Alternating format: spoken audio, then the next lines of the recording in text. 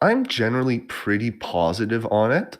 I think that it's one of those missions I was thinking about it the other day as far as it's kinda similar in some ways to Sabotage, in that I think there's not really any lists that are like, "Oh, no, I have to play Sabotage."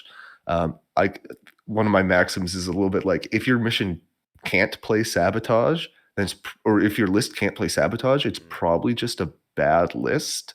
And I think if your list can't play strategic positions, that's not a great sign because I think it is rather forgiving and it's giving a lot of boosts.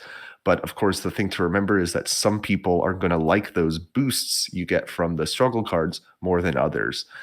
So there's still some list building stuff there, but it's not something like odds, which I think is an objective that can be pretty fun, but really stresses you at the list building stage. I think Mhm. strategic positions is a bit more forgiving. I do think that I like it from the fact that first player versus second player, there's not as big a gap there as some other ones. Now the back mid objective deployment can be a bit more favorable even to first player than to second player, just because you can spend turn one going and grabbing that objective, since most lists, unless you have infiltrate, aren't grabbing it. Um, but I think that's good just to have because usually I think first player's, sometimes a little bit disadvantaged. I'm not sure how I like the double priority yet. I find it can kinda double down like, "Oh, I control one objective, you control one objective of the 2 priorities.